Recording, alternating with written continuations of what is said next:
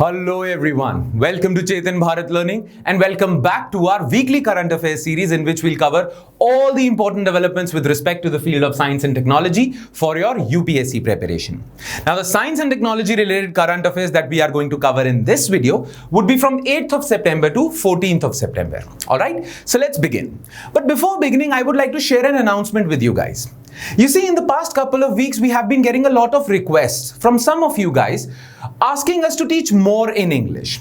There are some people out there, there are some students out there who want us to teach entirely in English. Alright, but side by side, there are certain students who want us to teach in a bilingual format, Hindi plus English, dominantly Hindi.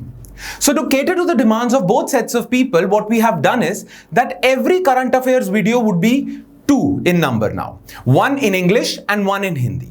So from now onwards, beginning today, each and every current affairs video would be one video would be in English, entirely in English, and the other video would be in Hindi plus English, dominantly Hindi. So two videos would come every day for current affairs. Same content but different languages. Alright, now this particular video would be in English and you'll also get a Hindi plus English version of this video, this science and tech current affairs video, but this particular video would be entirely in English. Alright, so those of you who are comfortable in complete English, full 100% English, you can watch this video. Now, let's begin with our lecture. Now, the important issues that happened with respect to the field of science and technology in the past week are as following. Issues to be covered. You see, there was this news regarding Ramjet and Scramjet engine. These are the types of engines that are used in jet propulsion system or rocket propulsion system. So we'll talk about this because DRDO, India's Defense Research Organization, has conducted a test flight of Scramjet engine. So we'll take a look at that because this becomes important for your UPSC prelims, especially prelims, but mains also. Then we'll talk about India joins the Hypersonic Missile Club. Now there are only a few countries that have developed hypersonic missiles. Hypersonic missiles are those missiles which are faster than the speed of sound. So India has joined this club now, especially because of this test flight, Scramjet engine. Anyway, life signature on Mars, the third issue. We have detected some signatures which are also known as biosignatures for bacterial life on, not Mars, I'm sorry, we are used to talking about Mars, Venus. I'm sorry about that. Life signature on Venus. You see, scientists and researchers have discovered some signs of life on the planet Venus. So we'll talk a little about that. Then, as you guys all know that in your science and technology syllabus, contributions made by Indian scientists is also important, right? So there is this Indian scientist who was instrumental in developing radio astronomy in India, Govind Swarup. He died recently, right? So that's why discussion about Govind Swarup becomes important, and that's why we'll discuss about Govind Swarup and radio astronomy in brief. Alright, and in the end, we'll talk about Covid19 updates, again in brief. Most of this lecture would be focused on first three issues actually. Alright, so without further ado, let's begin with the first issue, Ramjet and Scramjet engine. Alright, so the first issue is Ramjet and Scramjet. Now there were two articles with respect to this issue. One was in Indian Express and the other was in the Hindu. So let's talk what these articles were all about. What's in the news? Now, recently, Defense Research and Development Organization DRDO flew a cruise vehicle at hypersonic speed of Mach 6 for 20 seconds.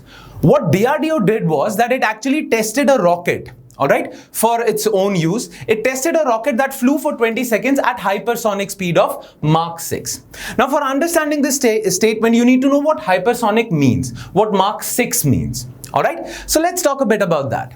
You see, the speed of sound is 343 meters per second. Alright? Or if you want to know the speed of sound in kilometer per hour, then in kilometer per hour, the speed of sound is 1234.8 kilometer per hour in dry air.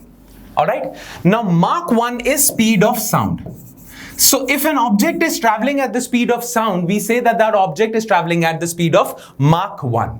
If an object is traveling at the speed of Mach 2, then it is actually traveling at twice the speed of sound. Okay. Similarly, if an object is traveling at Mach 3, that means the speed of that object is thrice the speed of sound. Alright. Mach 1, Mach 2, Mach 3. Now, if an object is traveling at a speed which is less than Mach 1, then that particular object is traveling at subsonic speed. We say that the speed of that object is subsonic. If the speed of a particular rocket or an object is between the range of Mach 1 and Mach 3, then we say that the speed of that object is supersonic, more than the speed of sound. But if the speed of that object is greater than Mach 3, even more than Mach 3, then we say that the speed of that particular rocket or object is hypersonic. Now you can understand this statement. DRDO actually tested a rocket that traveled at hypersonic speed of Mach 6, 6 times the speed of sound. Alright, and it traveled for 20 seconds. Clear? Now let's jump to the second statement. This cruise vehicle is called Hypersonic Technology Demonstrator Vehicle, HSTDV. It actually, DRDO actually named this test rocket and it called it HSTDV. Alright. Now the centerpiece of HSTDV was the indigenously developed air-breathing scramjet engine. Okay. The main innovation in this rocket was this engine. The engine of this rocket was actually point of torque. Alright. It was actually discussed and it was the main innovation point of this test. Now, to understand what scramjet engines are, how do they function, to understand what scramjet or ramjet engines are, you need to know how engines in a rocket function, engines in airplanes function. All right, let's talk a bit about that. Because you see, rockets are utilized, rockets have applications in space technology as well as in defense. All right, so UPSC has this tendency of asking questions related to rockets also. So okay, so let's talk about scramjet. You see, the engine of a rocket, every engine of a rocket contains a propellant. Propellant means a chemical that will actually provide thrust to the rocket. It will actually push the rocket forward. All right, propellant fuel mix. Every engine requires some fuel, right? Now traditionally, the fuel mix in a rocket contains, it actually consists of two parts. One is the propellant itself and the other is the oxidizer. All right, so in a rocket engine, the fuel mix contains a propellant and oxidizers. The main job of this oxidizer is to ignite this propellant so that this propellant burns. And when this propellant will burn, it will actually produce energy required for the rocket to move forward. So the burning of this propellant will actually provide the thrust that is required for a rocket to lift off. Clear? Makes sense? Now what ramjet engine does is,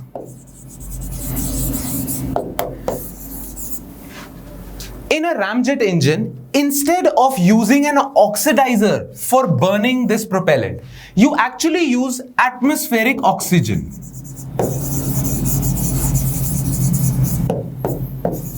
So instead of carrying an oxidizer in the propellant fuel mix, you just carry a propellant and you utilize the oxygen present in the atmosphere for burning up this propellant.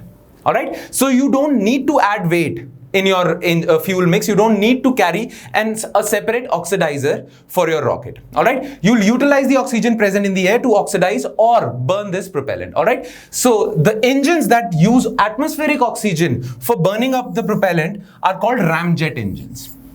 All right, what happens is that, let's suppose this is a rocket. Let's suppose this is a rocket. Okay, my sketch or my drawings are not that good. So let's suppose this is a rocket, and while this rocket is traveling in this direction, atmospheric air is hitting this rocket in this direction. Now, the more the speed of this rocket will be, the higher will be the pressure of air hitting on this rocket. All right. So what happens is, when this rocket is traveling at a higher speed, air hits, this rocket actually takes in the air, compresses it, and as you compress the air, as you increase the pressure in the air pressure, or as you compress the air, its temperature rises, and because of that rise in temperature, it actually ignites the propellant. All right, so you use atmospheric air to ignite the propellant, and hence the rocket will move forward. This is what ramjet technology is. Now the problem with Ramjet technology is that it only functions if the rocket is traveling at a speed of Mach 3 or less. Alright, so it only functions till Mach 3.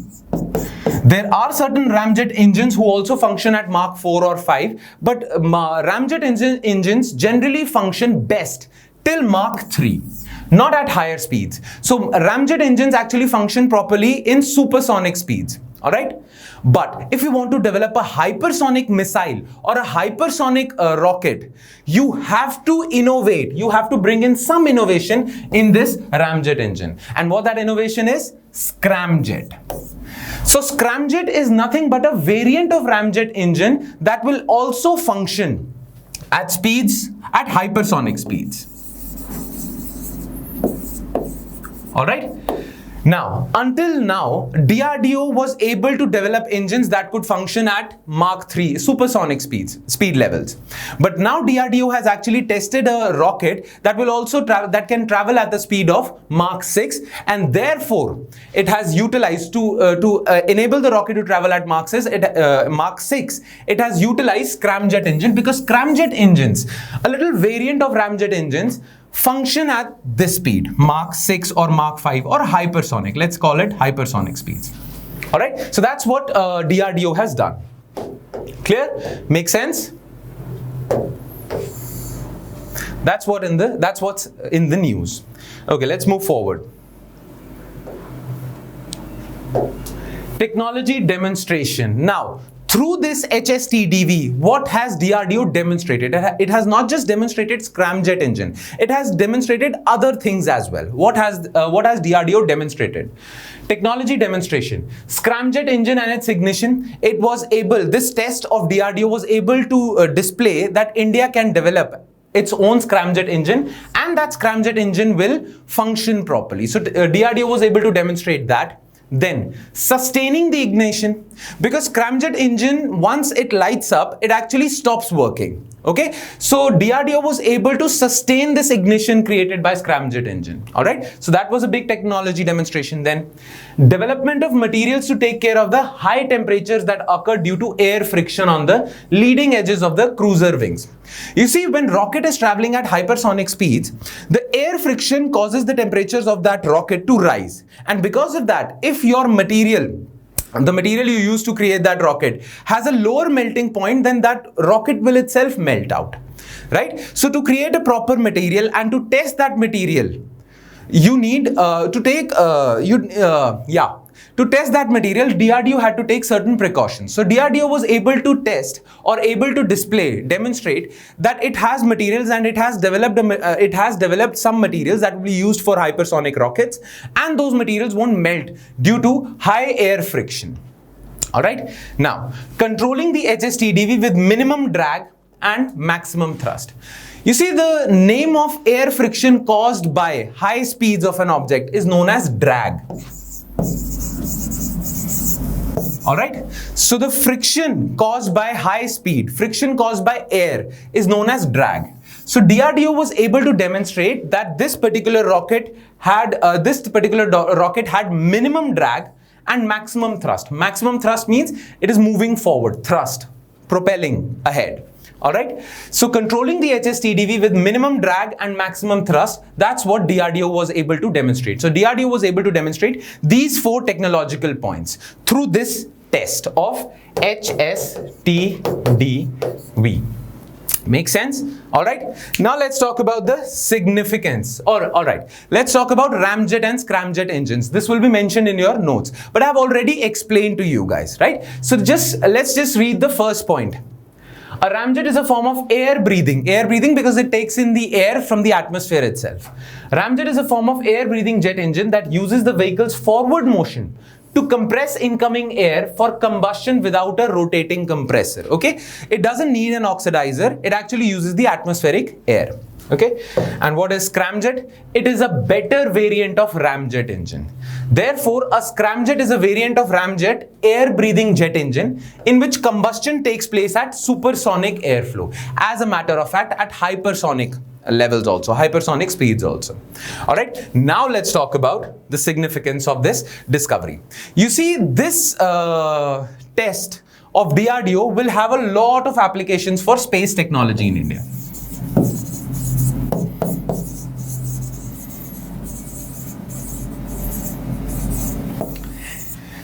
You see, ISRO has to launch a lot of satellites, right? And for launching satellites into the space, ISRO requires launch vehicles.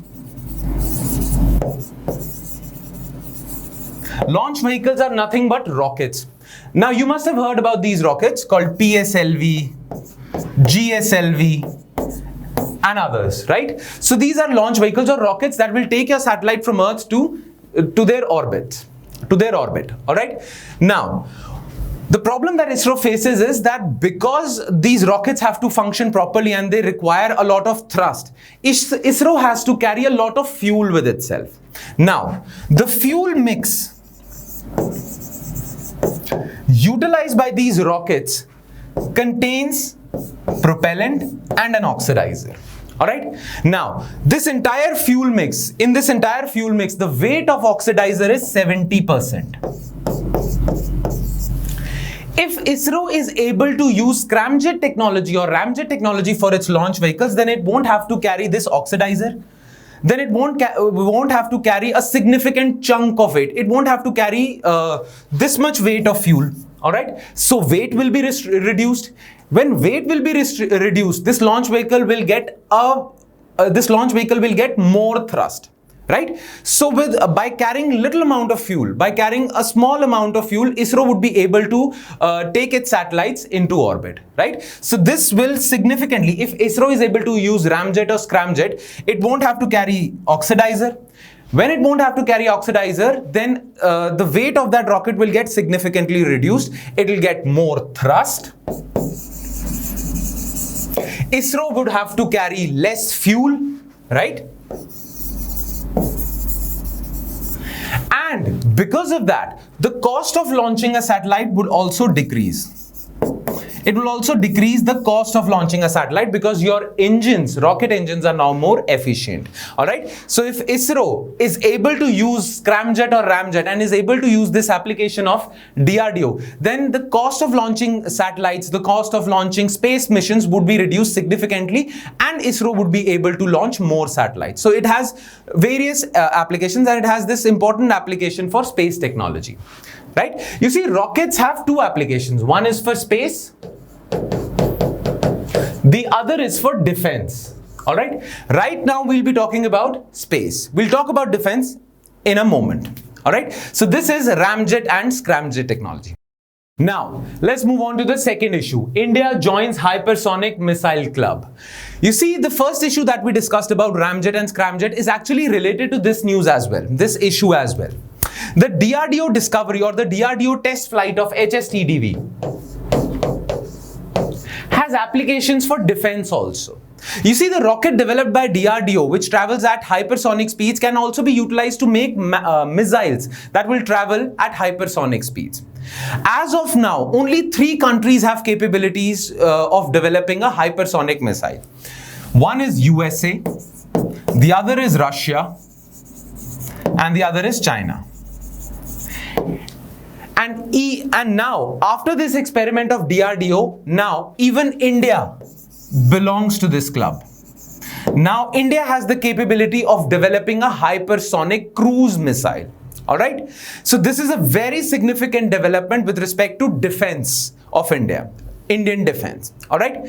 Now, for understanding this issue, this news more, you need to know a little bit about missiles. There are 2 types of missiles. Because you see, UPSC has this tendency of asking related questions. They generally don't ask about the news. They ask about things related to that particular news. So you need to know about other things as well. All right. You see, there are 2 types of missiles. One, cruise missile. The other is called ballistic missile. All right. What DRDO has developed will be utilized for making cruise missile. Okay. Now, what is the difference between a cruise missile and a ballistic missile? First, let's understand what is a ballistic missile. Let's suppose this is country A and this is country B. Now, if this country has to attack country B, it can do so by launching a missile and attacking it through a missile. All right. Now what happens is that country A launches a missile, and it actually, what this missile does is, it first leaves the atmosphere and then re-enters the atmosphere and then blasts itself on B. Alright, now if a missile is following this path, this projectile path, then that particular missile is ballistic missile. Alright, so a ballistic missile is one which follows a parabolic path, projectile motion. It first exits the atmosphere, then it re-enters the atmosphere and meets its target. Clear? So this is what a ballistic missile is like. Now ballistic missiles are very easy to intercept. Intercept as in, suppose B wants to protect itself. Now if B has to protect itself from A, it has to develop air defense capabilities. Or we can say anti-missile capabilities. What happens is, as soon as A launches a missile, B gets the information through its radar systems that a missile is on its way to B. A missile is being launched to attack B. What B would do is, B would launch its own anti-missile system. What this anti-missile system is that while this ballistic missile is in motion over here or over here, B will launch a separate missile targeting this missile. Okay, so these two missiles will meet and eventually this particular bomb will be stopped in its way. Alright, this particular bomb won't reach B and B will protect itself from the attack of A. Clear? So this is how ballistic missiles work. Now to prevent interception by B, what A does is, A launches a missile that actually travels closer to the ground. Okay, so to prevent itself from interception, A launches a missile that travels closer to the ground, right? The missiles that travel closer to the ground, the missiles that do not follow a projectile motion, a parabolic path, are called cruise missiles. Now, cruise missiles are very difficult to intercept because first, they travel at high speeds. They travel at supersonic, hypersonic speeds. Well, as a matter of fact, only 3 countries have made missiles that travel at hypersonic speeds, but many countries have made missiles that travel at supersonic speeds as well. So it is very difficult to intercept a cruise missile, all right? And this cruise missile will actually reach its target in no time. This cruise missile won't leave the atmosphere or enter the atmosphere. It will travel close to the ground. It will be very difficult for radar systems also to actually detect this missile. All right, and plus, even if radar systems of B detect this missile, they won't be able to stop it because anti-missile capabilities and air defense capabilities work on ballistic missiles. Clear? As of now, though there are certain countries who have developed, there is a technology that can also stop a cruise missile. There are technologies out there, but not many countries possess these technologies. Okay, countries possess the technology of intercepting a ballistic missile only. Now, this HSTDV developed by DRDO will be utilized to make cruise missiles. Alright, so now you know what ballistic missiles are, what cruise missiles are. Now there is this another terminology that you need to be familiar with if you want to understand this issue in its entirety. Alright, these are called ICBMs. What are ICBMs? Intercontinental ballistic missiles. Now the word ballistic is added there, so that means that this particular missile will follow a projectile path or parabolic path. Okay, but intercontinental ballistic missiles are those missiles which have a higher range. You see, there are certain missiles, there are many missiles out there which have a lower range. Okay, less than 1,000 kilometers. Okay, but ICBMs are those missiles, those ballistic missiles that have a range between 5,000 kilometers to 7,000 kilometers, and hence the name intercontinental. It can cross continents. Okay, you can launch a missile in one continent and target another country in another continent, okay, by using ICBMs, because they have a very long range, 5,000 to 7,000 kilometers. India can launch a missile in let's suppose Delhi, and that missile can reach in Australia, Brisbane, Australia, or Sydney or Melbourne, whatever. Right? So these ICBMs can travel longer distances. They have a longer range. They are ballistic missiles, and countries who possess ICBM capabilities are dangerous because they have high defense capabilities. They can target nations without even going there. Okay? All right, so now you know ballistic missiles, cruise missiles, ICBMs, and all the definition of all these three technologies, ballistic, these three types of missiles, ballistic, cruise, ICBMs will be mentioned in your notes itself. So you don't have to worry about writing all this down, okay? All the details would be mentioned here. Clear? So make sure to read your notes after this lecture, all right? Now, let's move on to the third issue, which is biosignature on Venus. Now, researchers have detected certain signs of life on Venus. Now, as you guys all know that Venus is the second planet in our solar system, right after Mercury and right before Earth. Earth is the third planet. Now, generally, we are actually programmed, or we generally think that life is possible only in Mars, or was possible on Mars. But Venus has also shown signs of life, that there can be possibly there can be some variant of life on Venus. All right. Now, biosignatures means signatures of life. Okay. Biosignatures, or we can say life signatures, are found on Venus. Now, what are these signatures? What has been detected by the researchers that makes them believe that there is life possible on Venus? Okay. Now, there are two articles related to this particular news. One was in Hindu and the other was in Indian Express. So let's discuss about that. Okay.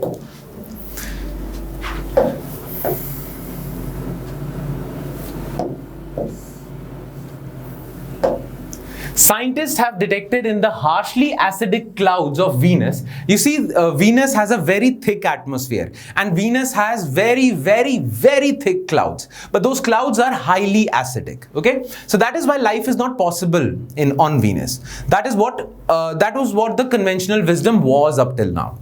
Scientists have detected in the harshly acidic clouds of Venus a gas called phosphine.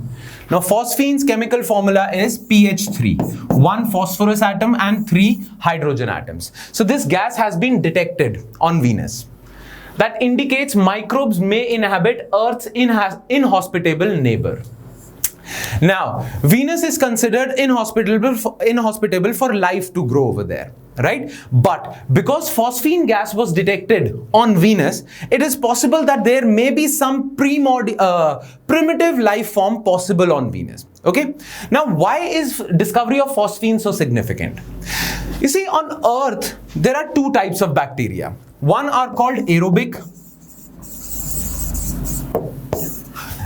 These aerobic bacteria require oxygen to live, all right? And then there is another category of bacteria called anaerobic. Anaerobic bacteria are those bacteria that do not require any oxygen for them to live, all right? They do not, they actually flourish in airless environments where there is no possible way for oxygen to reach, okay? So anaerobic bacteria on Earth release phosphine. Okay. Now, phosphine can be released by other non-biological sources also. But bacteria on Earth, anaerobic bacteria is the biggest source of phosphine gas. Now, if phosphine gas is present on Venus, then that means that there is some form of anaerobic bacteria that is also present on Venus. That is why traces of phosphine gas are being found. Clear? Make sense? Researchers did not discover actual life forms. The researchers haven't discovered any life form on Venus. But that is what the meaning of biosignature is. Researchers haven't discovered life forms, but they have discovered signatures of life forms. This phosphine gas is actually a biosignature. Researchers did not discover actual life forms, but noted that on Earth, phosphine is produced by bacteria thriving in oxygen-starved environment. Now, what are the examples of these oxygen-starved environments? Well, sewage plants, swamps, rice fields, marshlands. In these areas, oxygen is scarce, and in these areas, anaerobic bacteria flourish. All right, and this anaerobic bacteria releases phosphine. Clear? Make sense?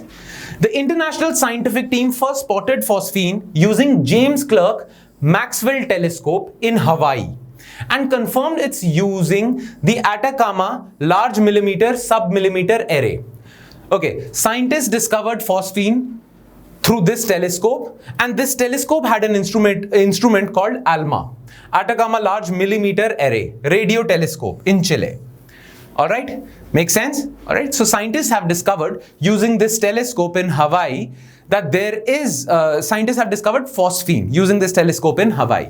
All right, and phosphine is a biosignature because it means that there is a possibility that there some form of bacteria, Earth-like bacteria, is thriving in Venusian atmosphere. Okay, now let's talk a bit about phosphine. What is phosphine? How is it? Let's talk about its presence on Earth. Phosphine, a phosphorus atom with 3 hydrogen atoms attached. Like I told you before, pH3 is the formula of phosphine. Is highly toxic to people. It's a toxic gas. Humans shouldn't inhale this gas.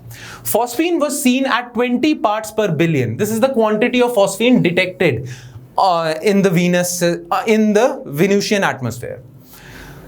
Phosphine was seen at 20 parts per billion in the Venusian atmosphere, a trace concentrations. Researchers examined potential non-biological sources such as volcanism. Phosphine is also produced through volcanism, meteorites, lightning, and various types of chemical reactions. But scientists and researchers have found that none of these non-biological sources are present on Venus.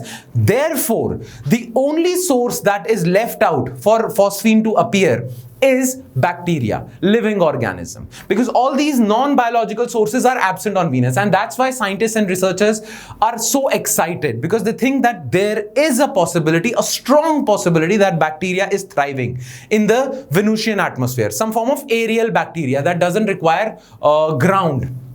All right, but none appeared viable. Okay, more about Venus. Let's talk a bit more about Venus, because like I've told you before, that UPSC has this tendency of asking you questions related to the news itself. Okay, they won't ask you questions about the news, but issues or concepts related to that news. So let's talk a bit about Venus. What is Venus and why phosphine is appearing on Venus? More about Venus. It is Earth's closest planetary neighbor, but slightly smaller than Earth. Yes. As you guys also know, Venus is also known as morning or evening star, because you can see it in the morning or in the evening. Venus is wrapped in a thick, toxic atmosphere that traps in heat.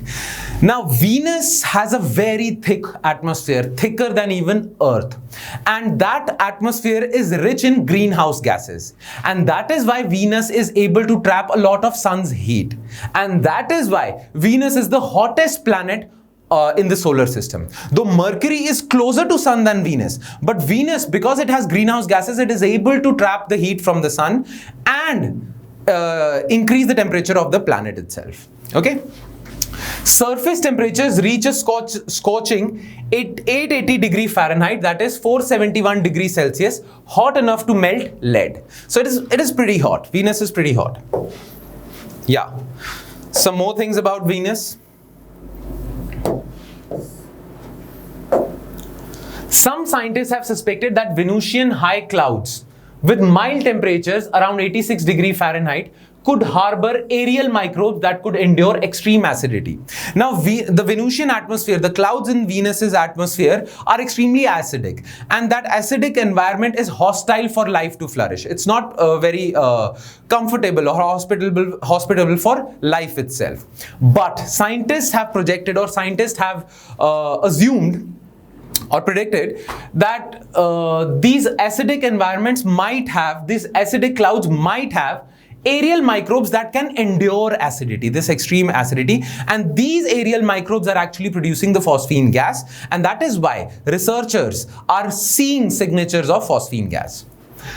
These clouds are around 90% sulfuric acid. These clouds actually contain 90% sulfuric acid. Earth's microbes could not survive that acidity. Now, microbes on Earth, even anaerobic bacteria, Earth's anaerobic bacteria could not have survived Venus. But maybe Venus has its own set of bacteria, right, which can endure acidity. All right, without oxygen. Venus should be hostile to phosphine. Acha, Venus's atmosphere is such that phosphine won't be stable in that atmosphere. Even if there is phosphine would decompose. The atmosphere of Venus is such. But we are still detecting traces of phosphine gas. That means, what that means is that there is some source that is continuously producing phosphine gas, because had there been a case where phosphine was produced like 10 years before, 20 years before, or 30 years back, then phosphine would have decomposed by now. But there is a source that is continuously emitting phosphine. All right, that's what they are assuming. Venus should be hostile to phosphine. Its surface and atmosphere are rich in oxygen compounds that would rapidly react with and destroy phosphine. Something must be creating phosphine on Venus as fast as it is being destroyed, right? So if there are traces of phosphine found, then that means that phosphine is getting destroyed, but there is something which is continuously, simultaneously producing phosphine as well. Phosphine is being produced and it is being destroyed. That's how phosphine is surviving. It is being continuously destroyed and produced. All right, and hence scientists assume that maybe there is some form of life out there on Venusian atmosphere. All right, okay, let's move forward. Yeah, so that's it about Venus. That's it about the news related to Venus. Okay. Now, let's talk about Mr. Govind Swarup, the father of Indian radio astronomy. You see, it's very important for you to know about contributions made by Indian scientists in the field of science and technology. Why? Because UPSC said so. UPSC has specifically mentioned this line, that contributions of Indian scientists in the field of science and technology is very important. So that is why we are discussing Govind Swarup. The reason why we are discussing Mr. Govind Swarup in current affairs is that he recently died at the age of 91. All right. Now you need to know a few details about Mr. Govind Swarup. Govind Swarup is known as father of Indian radio astronomy. Radio astronomy is something. What is radio astronomy? The one which uses radio telescopes. Radio telescopes are those telescopes that use radio waves, that detect radio waves from the space, that use radio waves to see objects, to see celestial objects in the space. All right. So radio astronomy is the field of or branch of astronomy that uses radio telescopes to observe the universe. All right. Now he was known as the father of Indian radio astronomy. He's actually credited with conceptualizing and finding and establishing Ooty radio telescope, then giant meter wave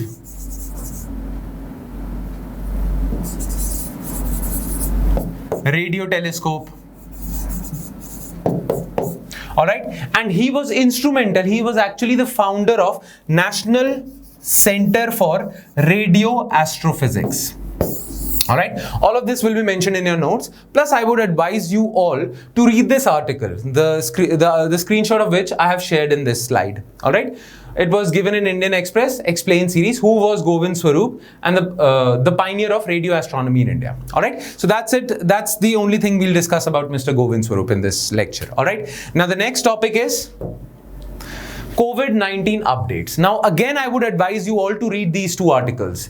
These two articles which featured in the Hindu Explained series. All right. One is, are there reinfection fears around Covid-19? This article would discuss that. Is it possible that people who have been infected by Covid-19 get reinfected? All right. So this article explains that. And the other is, why is phase 3 of Covid-19 vaccine trial complicated? All right. Why is it that many of the vaccine candidates are stuck on phase 3? They have completed phase 1, they have completed phase 2, but they are stuck on phase 3. Why is phase 3 so complicated? So please read that also, because we would definitely ask questions in prelims as well as in mains from this topic. All right. So be sure to check these two articles out. Plus, if you want to know about clinical trials, what is phase 1, what is phase 2, what is phase 3, then we have already discussed that in the previous science and technology related current affairs video. All right. So make sure, if you want to understand the procedure of clinical trials, then make sure that you check those videos out. I have explained this entire clinical trial issue in detail. Okay, so yeah, that's it from my side, guys. I hope you liked the lecture. I hope you understood certain concepts related to the field of science and technology. If you still have any doubts, then I would advise you all to write those doubts in the comment section below, or write on our discussion portal on our website, or WhatsApp us, or call us, whichever way of communication you are comfortable with.